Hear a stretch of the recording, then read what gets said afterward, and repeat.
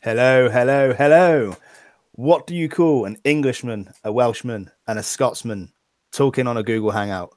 It's Talking Manchester United Stand podcast. That's what it is. I'm the Englishman, Paul Gardner, and joining me, as always, is the Welshman, Ash Burns. How are you, my friend? Yeah, not bad, mate. Yeah, I like the little ditty in the intro. That was, quite spicy. I like thought it. I'd mix it up a little bit, you know what I mean? It threw me. I thought you were going to restart the recording. Yeah, I'm not bad, mate. How about yourself? Yeah, can't complain. I've had a bit of time to get over that performance against Wolves, which we will talk about very shortly. But before we do that, let's introduce the Scotsman. It's Matthew McFadden. How are you, pal? I'm good, actually. I'm a little bit sick of international football already. Because, wait, Scottish? You would be. Well, yeah, 2-0 to Kazakhstan. Great result today. Oh man, that's why I don't follow international football. Genuinely, not watched a Scotland match in about 2 years. Could not care less about it. Fair enough. So yeah, we will talk about the Wolves game. There is no game coming up. Obviously, it's the international break, so there won't be no previews. But we will talk about Ollie and what he needs to do now to rally the troops, as it were, to get them back on the winning streak. And we'll also talk about Paul Pogba's recent Real Madrid comments, which has sparked a little bit of debate in the Manchester United fandom. So let's crack on then, guys. Let's talk about Wolves. A game that, a game where we were looking to bounce back from that loss against Arsenal. We had a strong lineup. I think it's fair to say that with that lineup we put out, we would have expected a win, be it a narrow one. Giving credit to Wolves, they are a decent side. I'll come to you first, Matthew, seeing as you are our guest. What were your thoughts on the game? I think it was a first really bad performance. Like the other two wins were just a case of PSG being better than, and two losses has just been a case of PSG being better than us. And the Arsenal one, was just a bit unlucky. But against Wolverhampton, we were just awful. Every single player in the pitch. Even Romero could have saved the second goal. Every player in the pitch just put in like a 5 out of 10 performance at most. It did seem like we regressed slightly. I thought, well, not but more than slightly. I mean, it was more like the games we were seeing quite frequently under Jose Mourinho. Yep. And I think that's what most of the fan base was saying throughout the game. It just felt like a Jose performance. Everyone just seems so lethargic.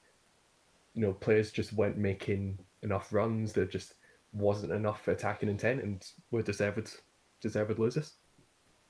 Yeah, no, I can't disagree with that. I think when you look back at it, a game where Chris Smalling made more key passes in the first half than anybody did in the whole game, it makes you sit up and think, hang on a minute, what's going on here? Ash, what were your thoughts? Yeah, it was. Yeah, I completely agree. Definitely our worst performance under Ollie. And it was a weird one because when watching the game, at the end of that game, I thought, what did we really do? What do we really create? And funny enough, I was just watching the extended highlights. I think it was like 12 minutes of extended highlights. So it covered pretty much every sort of, high sort of action sort of moment in the game. And I think there was only, apart from the goal that United scored, obviously right at the end, the only other time it showed United going forward was that one where we had that penalty shout where Dalot hit the ball at the defender's arm. That's again, right, and that was it. And it was such a weird game. We just didn't do anything. As I said, it was sort of almost a Jose Mourinho type performance. I thought everyone was just looked dead on their feet. I think, as much as we hate international football, I'm actually glad to get the lads some rest. And I think it's one of those. It has thrown me a little bit because I think with the two such contrasting styles that the players have had to play this season, this sort of slow, monotonous, side-to-side defensive football they started off with at the start of the season with Jose Mourinho, and then sort of, we've had a break in December around Christmas, and we've just thrown them straight into the deep end. Obviously, they're professionals, they've got to be fit, but I think the demand that Ole has given them, and he said himself, that we should be running more than anyone else in the Premier League, we should be fighting for every ball, and I think with our limited squad, I think that's caught up with us a little bit. Obviously, it's a there's big questions of complacency all over the pitch, but I think fatigue was a massive factor with us against Wolves, and not taking away from the fact that Wolves completely countered our game plan and they played a superb game of football and they completely deserved the win. So, yeah, I think it was an accumulation of things, but I think ultimately we were knackered, to be honest. No, I think that's a good point to make, and I'll put that back over to you, Matthew. I mean, what your thoughts on the fatigue? The way I look at it is that a lot of those players that were on there have had a bit of time out with injury, so they're rested, they're back up to full fitness. So I think that, you can't really say that fatigue played a big part in that game. You may disagree, Matthew, so get your thoughts on that. But let's give a bit of credit to Wolves as well. I mean, they are the best of the rest, so to speak. They were very well organised. They made it very difficult for us. They covered every area of the pitch. But at the same time, it did look like we had no game plan. It was just very static, lots of sideways and backwards passing. There was no movement from our forwards. I mean, can we give credit to Wolves, or is it purely just absolutely horrifying performance from us? Wolves are mint. Sorry, I just want to say that before Matthew gets in there. I'm a big fan of Wolves and the way they play. Crack on, Matt. Sorry. Yeah, like to think that Wolves were in the Championship last season is just absolutely absurd. Like you look at them and Fulham, and they're just the most contrasting outcomes imaginable. Like both have spent a lot of money, both have relatively decent squads, but Wolverhampton just seems to be a proper team right now. And to be fair to them, they were just absolutely amazing on the night. In terms of the fatigue, I don't really think fatigue was a massive part in that game, to be honest. I just thought tactically we were outsmarted.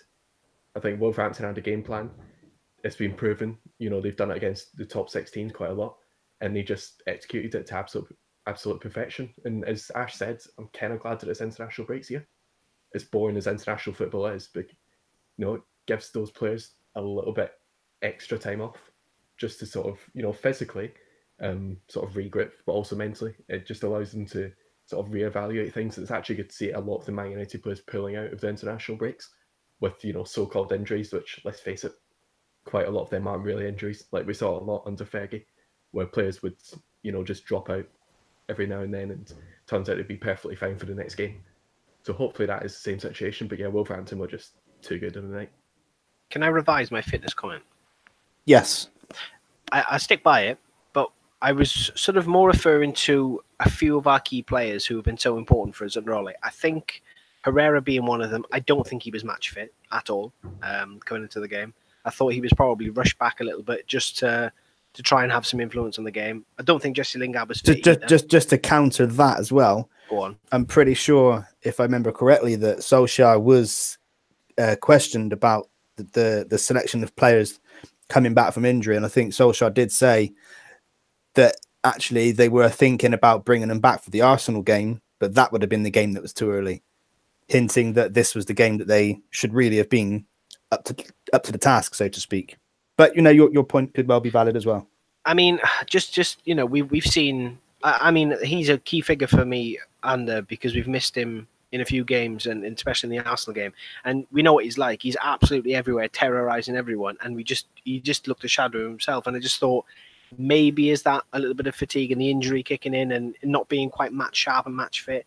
Rashford was another one. I know it's been reported that he's been playing with a dodgy ankle since the Liverpool game and playing through the pain. So he was another one who I thought looked dead on his feet. And I thought sort of at the spine of the team, it just didn't look right. And I think that had a knock-on effect in other areas. And plus the fact that you look at that bench going into that game, it was absolutely disgraceful. I mean, you go into Wolves, you can see the goal in the 70th minute. You need to make a change. You need to bring on attacking players. And who do we have? Andreas Pereira and Scott McTominay. They were our two attacking, really, players that we had, and they're both central midfielders. There was none of this ready, in quotation marks again, ready made youth players who are ready to contribute to the team. There was none of that again. And it's frustrating because it does highlight our squad depth as being as poor as it is. And we need to start giving players, especially with the squad and the state it is and the way we're playing and the style of play that we implement, such high energy and a high press and, lots of pressure on the opposition. We need to be utilizing, all of our squad. And we're not doing that at the moment, according to the boss, obviously, because he said that, some players are ready to contribute and they haven't at the moment. So, yeah, that's sort of, I'll just revise that a little bit, but yeah. Fair enough. No, some good points. I mean, I was looking at players like Martial, for example, who's been out for a little while. You'd have expected him to be a lot more energetic than he was. He seemed to be one of the players that seemed to have regressed quite considerably. Nemanja Matic is another one who was out for quite a while, plenty of time to recuperate, to recover. But he didn't seem like he was at the races. But to be fair, none of the players were they? Let's be honest. None of the players were at the races on that game. Let's look at the goals, because I think, we were poor all over the pitch, and I think we could have done so much more to prevent these goals from happening. I mean, I don't know if you two have looked at the goals or if you have any thoughts on them. Well, Ash, you seem quite keen, so I'll come to you first. Look at the first goal then. Yeah. I think was it Jimenez who scored Jimenez it? on the turn, yeah. That's it, yeah. So what were your thoughts on there? Was it just a moment of class, or could we have done better? I mean, it is frustrating because the ball comes down the left-hand side. João Moutinho skips past two of our players. I think, was it Dalot and Herrera? It might have been. Yep. He squeezed between the two of them. He's got plenty of time to either pick a pass or take a shot.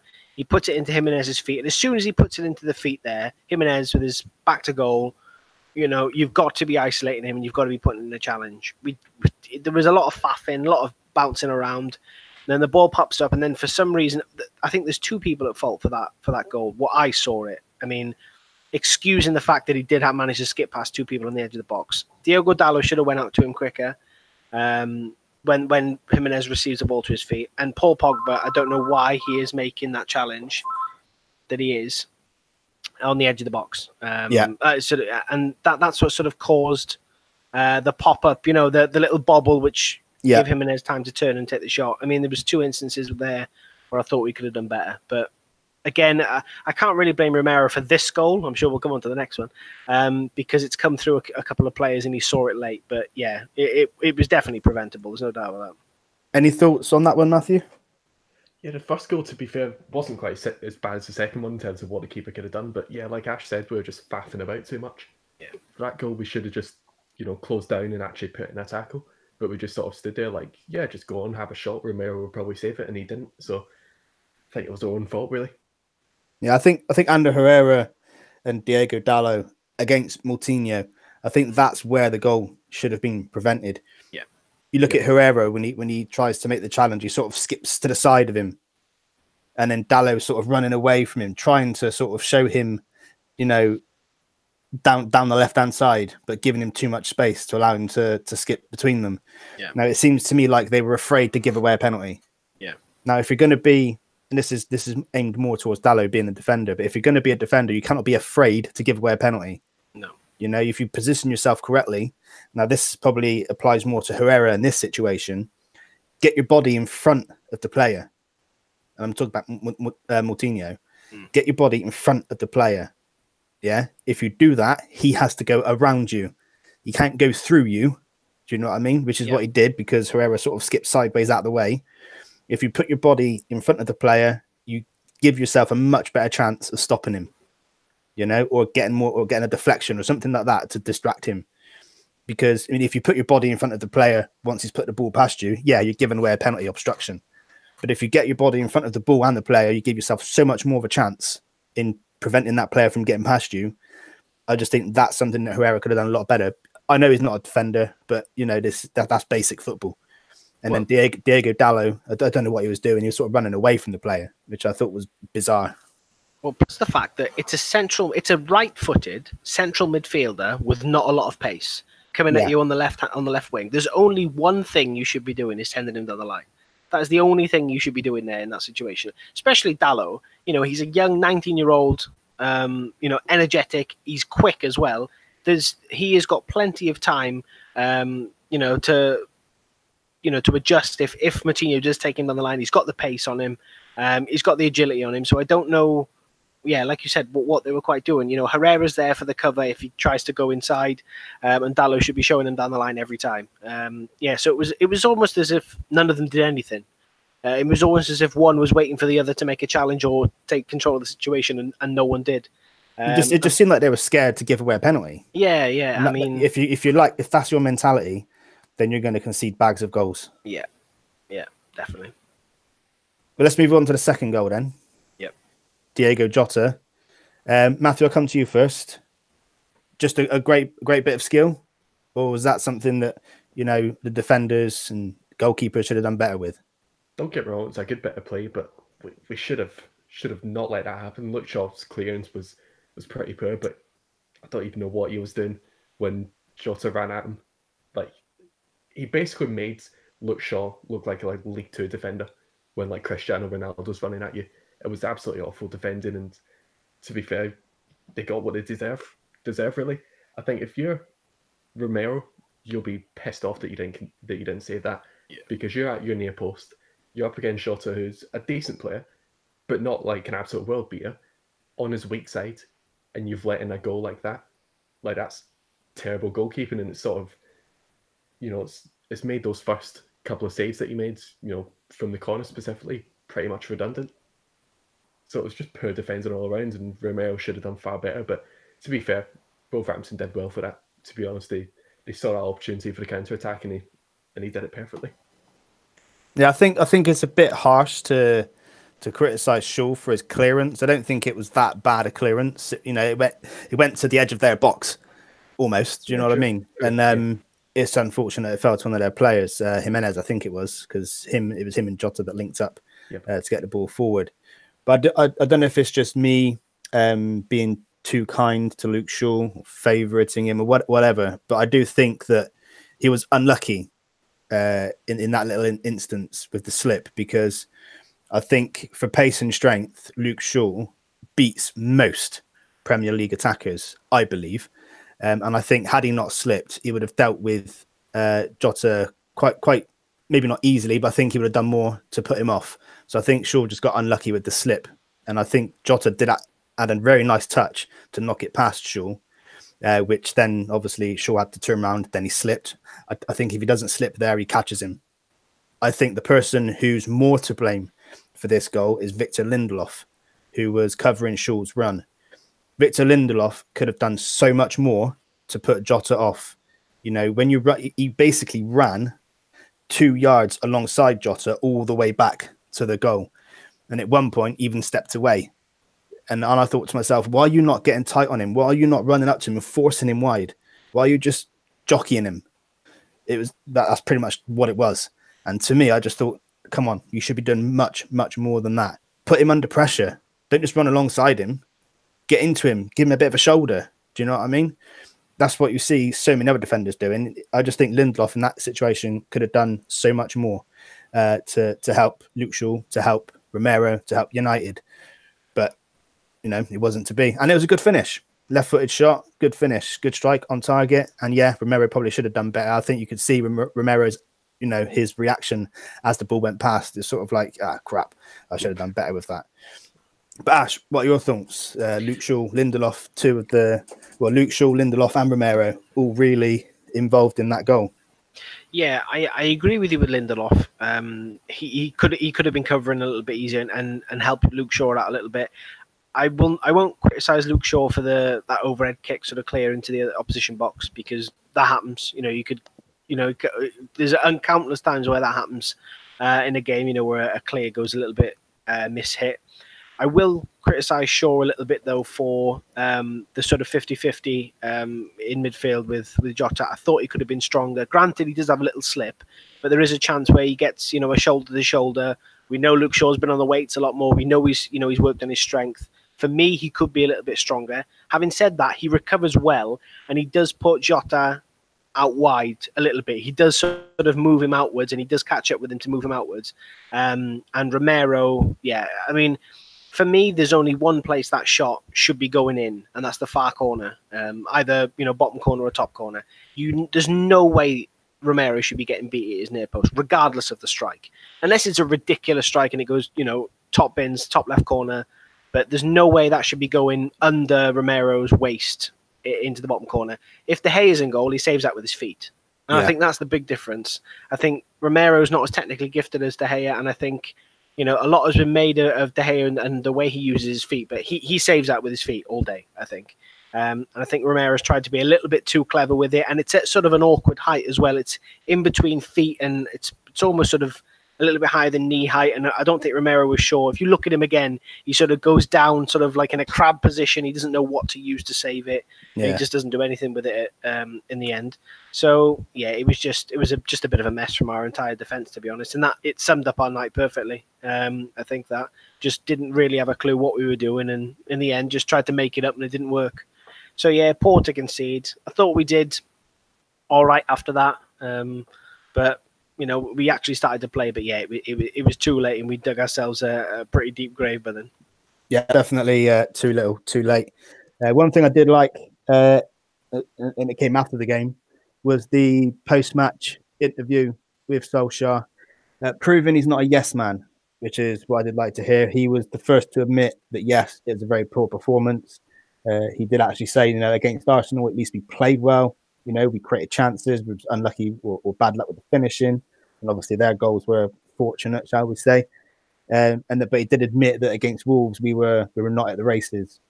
And the fact that he will say that, to me, is encouraging, because one of the worries that I did have was that he would be one of these yes men who would never criticize. Everything was always rosy and happy. But the fact that he's come out and said that was, to me at least, very encouraging. I don't know what your guys' thoughts are. We can express those in just a moment.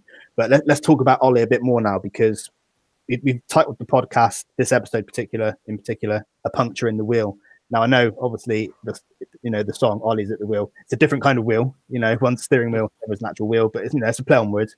Basically, a puncture in the wheel. It's repairable. Ollie's going to repair it. I'm confident. It's a big test for him now. We've mentioned Ollie and the tests he's had recently in terms of the big games, and he's passed a lot of them. This is a complete different test now. We've had two losses on the bounce. One of them being against Arsenal, where the performance wasn't poor, but the second one, the one where we hoped to bounce back from the Arsenal game, was dreadful. Let's not beat around the bush. It was dreadful. 2 losses on the bounce. This is another big test now, a test of his leadership and a test of the team's mentality. Can he rally the troops? Does he have what it takes? Will he get in the grills of the players? Does he have that about him? I'll come to you first, Matthew. So I forgot what your voice sounds like. What are your thoughts? Yeah, in regards to the whole sort of the earlier comment about Ole being not really a yes man, I think that was a bit of concern amongst the fans. And to be honest, I didn't really have that concern too much. But it was actually refreshing to see that, being confirmed that, no, he's not just going to say, yeah, everything's all rosy, everything's fine, we'll bounce back perfectly. It's actually good to see him, kind of say it how it is. And I think that's probably the most refreshing thing that actually came from that. But yeah, to be honest, with Ole, the whole sort of, him being at the wheel thing, I think, to be fair, when we're going into the next few matches, I don't really see that being an issue. The fact that we've lost 2 games, the best teams in the world lose 2 games in a row, like that kind of stuff happens. And to be fair, it may actually turn out to be a blessing in disguise that we've been knocked out of the FA Cup, because it just means a couple of extra games on our schedule, which, to be fair, if we're trying to get top 4, is probably the last thing that we need. So even though, I think most of us would have absolutely loved it if Ole was to actually lift the trophy, because it'd be one of, I think it just put a massive smile on every fan's face. It just doesn't seem, it's not really meant to be, but at least it kind of makes the top 4 hopes a little bit easier, as opposed to, Arsenal and Chelsea, who are still going to have to play those Thursday, Sunday games for another few weeks. Yeah, and I think when it comes to Ed Woodward and the board, I think the top 4 is probably more important for them, financially than the FA Cup. So I think even if he gets to the top 4, if he won the FA Cup but didn't make the top 4, I don't think that would improve his chances of getting the job. The fans would love it because it's another trophy. It's what we want, silverware. But obviously top 4 is going to be the big one. What are your thoughts, Ash, on this whole, this new big test that he's going to have in front of him? Yeah, I think it's going to be interesting. He said in every interview he's given, and every time he speaks, he takes things one game at a time. And I don't think this will be any different. I think we've got an interesting game coming up next at home to Watford. On paper, it's not the most difficult game, and it hopefully is a decent game to get back to winning ways. But obviously, you never know. So I don't think it'll phase him. Not Ollie anyway. I think it's the players that we need to be more concerned about. Not drastically concerned, but I think you've got to look at fatigue. You've got to look at squad selection. You've got to look at complacency within the squad, and I'm hoping we can get everyone back fit and firing. He's got a bit of a dilemma whether to bring Lukaku back into the fold. He's so hit and miss, Lukaku, that you don't know where to start with him, because I think we need to get our attack flowing again. We've looked so disjointed. at times against Arsenal, obviously with the finishing as we know, and then we just didn't do anything against Wolves. So we need to get back to winning ways. We need to get, I think midfield is a big problem for us as well. I don't think Matic is good enough. I really don't. I think he hinders our play so much. As good as he reads the games, he's too slow. His distribution's poor most of the time. So I think we need more energy and more directness in midfield. Don't think that's going to come this season, but I think it's something that we need to address. And I think we'll see a more fluid attack then. But yeah, I'm not too concerned. I think Wolves will be an interesting test after Watford again, away to Wolves. So that'll give us a chance at redemption. But yeah, I'm not too concerned. I think he'll be all right. Well, I hope so. I'm of the same mindset. I think he's got what it takes. I mean, Brian Giggs spoke, I think either yesterday or the day before, and he's confident that Ollie's got that sort of toughness about him, that mentality about him to get the players playing after this defeat. So I'm quite confident we should be okay. But we won't know until we play Watford, and we'll see what happens. One other thing left then to talk about. Paul Pogba's been opening his mouth again over the last couple of days. Well, I think it was yesterday. But everyone knows what he said about Real Madrid, how they're a massive club. Anybody would love to play for them, especially under Zinedine Zidane. But I'm happy at United. But you never know. Matthew, what are your thoughts on that? It's just sort of a back and forth, that kind of interview, where he just said, okay, right, I'm happy at United, but Real Madrid's. But, Real Madrid haven't been that great, but Zidane's back. It's like he's just constantly teasing us, and it seems to happen every single international break. I think, to be fair, it's probably not the worst thing that he said while he's on an international break, so we've seen some absolute whoppers from him. But at the same time, I mean, you just don't really need to say that. And while I absolutely love him as a player, I've said for so long he shouldn't be our captain. He just doesn't seem to be that kind of, team leader. And I think those comments are kind of shown. When I'm pretty sure captaincy will be talked about sometime, and I choose Herrera over him 100%, because you don't really see him coming out with comments like that. He's very much a case of, right, I'm at Man United now, I'm absolutely loving it, and in regards to the whole sort of new contract thing, I'm more than happy to just wait until they offer me one, whereas Pogba just seems to come out with these really sort of dubious comments, and I think most of us were actually expecting those to stop after Jose got sacked. Yeah. However, the first international break under Ole, and he's come out with a similar comment. It just seems so weird that he did it. I mean, for me, really don't get it. I don't have an issue with him, saying that Real Madrid are a top club. They are. Oh yeah. I don't have an issue with him saying that lots of players would love to play for them, because they do. I obviously don't have a problem with him saying I'm happy at Man United, but what I do have a problem with him saying is it right at the end, about his future. You never know. Yeah. You just don't know what happens. Why even say that? Just leave it at, but I'm happy here at Man United. Yeah. I've got a contract. There's a project going on. I want to be a part of it. That's what so many players say about their clubs who generally want to be there. They want to be a part of this. Take Sergio Aguero, for example. I'm not leaving Man City until we win the Champions League. Do you know what I mean? Yeah. That I'll stay until we win the Champions League. That's for City, that could have been like, well, hang on a minute, we might win it next year. What are you going to do? You're going to piss off. But they knew that, it could be 6 years. At least we've got him for 6 years. Do you know what I mean? So he's not saying things like, oh yeah, you never know. He's quite happily said, oh, I'm happy to stay at City. I'll stay until we win the Champions League. Do you know what I mean? Yeah. Pogba comes out and just says, yeah, you never know.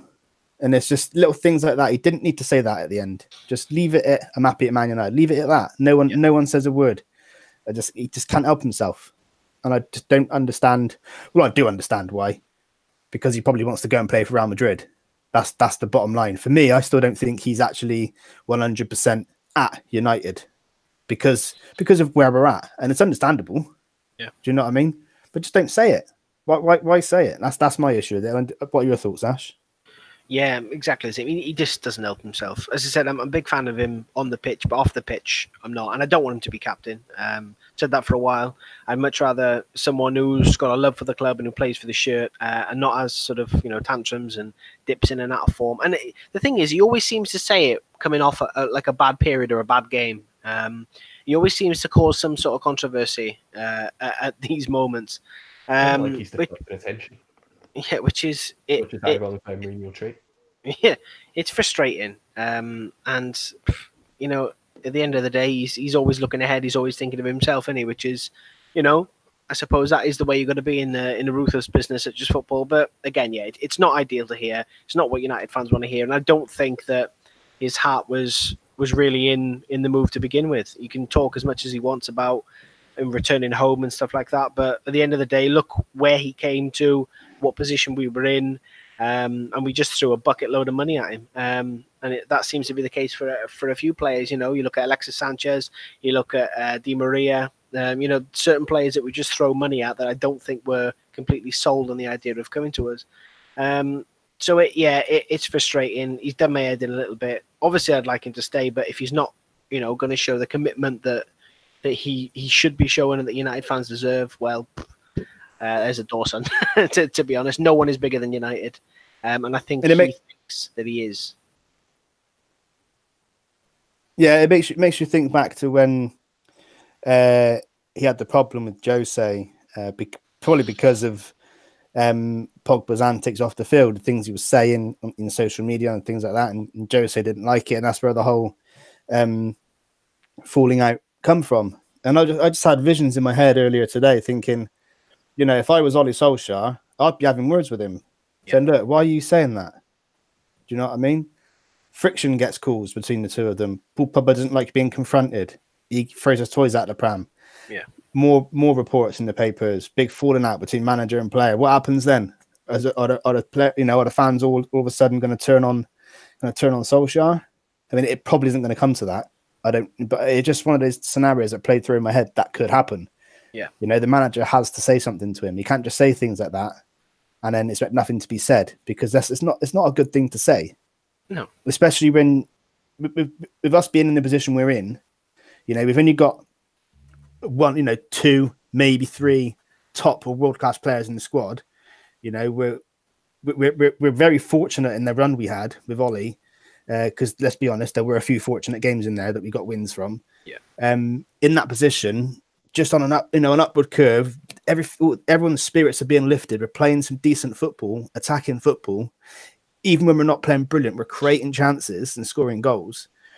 Why at that point would you then come out and say something like that? Do you know what I mean? It's just really frustrating. It is. I don't know if either of you have got anything else to add. I mean, normally at this point we would go over to Twitter, but me being the idiot that I am, left it too late to put the tweet out, and I don't think we've had any replies other than a couple maybe talking about transfers. But we do that every week, so I don't think unless you guys want to discuss it, it's entirely up to you. But I think it just gets repetitive every week, answering the same question about who we want to come in, who we want to leave. But Ash, I don't know if you've seen anything on Twitter at all. No, the only I haven't, to be honest. Is just a few murmurings about. I actually saw one thing earlier, which was a bit of a weird one, that apparently Ander Herrera was linked to a move to PSG on a free transfer at the end of the season. How true this is, but I don't know. That just popped up, and there was a few concerned people about. But again, it's just speculation. That's the thing, is every time we talk about transfers, it's just speculation, especially when it comes to United. That every Tom, Dick, and Harry, wants to join, or people are using us. You know, that Varane situation the other day. He may be looking for a move. No, he's not. He's looking for a new contract. So yeah, it's just speculation. Yeah, I mean, I've seen a report. I read an article online earlier that apparently PSG have offered him a 3-year contract worth 150 grand a week. That's all it was in that article, was that he's been offered this. I think he would turn that down anyway. Yeah. Because I think he's 100% committed to Manchester United. It was only in the summer that he was linked to Barcelona. And I think if they did actually come knocking again, I think he would still stay at Man United. I think that's where his heart is at. I mean, Matt, what are your thoughts?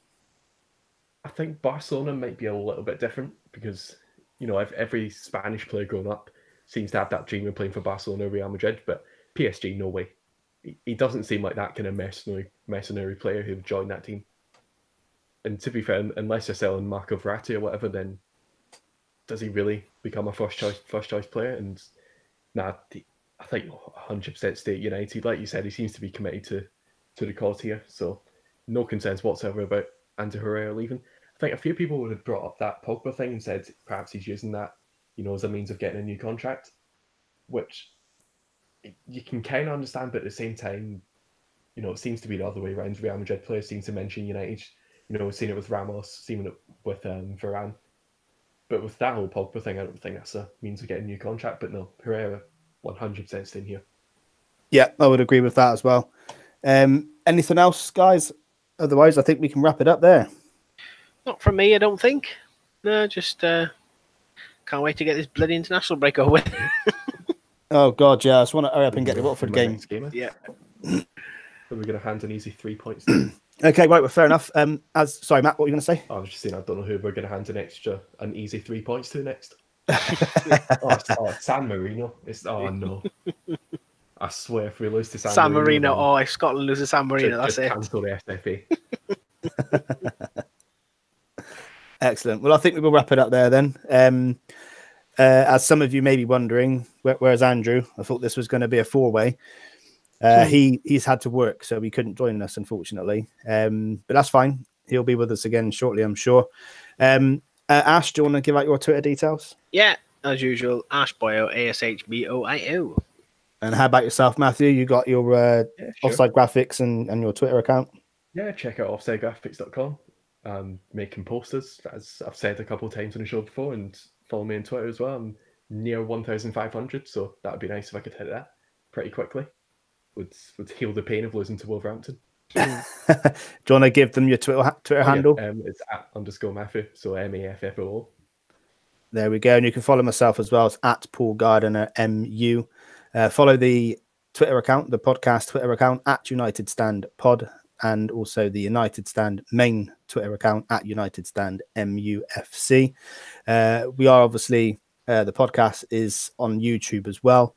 So if you're listening over there on YouTube, please do give us a like, subscribe, give us a comment, give us your thoughts on the Wolves game. Give us your thoughts on what Ollie has to do to rally the players. Do you think he's got it in him? Can he pass this next big test that he's got? Can he fix the puncture in the wheel? Let us know what you think. If you're listening on a podcast app, drop us a tweet. Get involved. We like to hear your feedback. One more thing. Yes. Bandcamp. Yeah, I was just about to do that next. Oh, sorry, and Redbeard. But thank you for the reminder, because I did actually forget until I was just about to say it, and then you jumped in. But yeah, well done. So go over to YouTube, look up Red Bearded Red. That's Andrew's YouTube channel. Great channel, great episodes, great shows he puts on. Always gives honest opinion, respects everyone else's opinion, reads out the comments, gets everybody involved. It's brilliant to watch. By the way, and it's growing fast. Video on that tomorrow night. You're doing what? Sorry, a special video on that tomorrow night. That's the draft, isn't it? Yep. Which unfortunately I can't make because it's just too early for me. But I'll try and tune in. I can at least anyway, and maybe I can join in the comments. So there's the Red Bearded Red and Van Cam as well. You all know about Van Cam. I'm sure you don't need me to go on about what it is. Just get over there, search Van Cam and subscribe. You won't regret it. But that's it from us. Thanks to Matthew and Ash for joining me. It's been a pleasure, and we'll be back next week. At least we'll have a game to preview as well. No game to talk about or to review, but at least something to preview. So it'll be another short one next week as well. Thanks everybody for listening, and we'll see you again soon.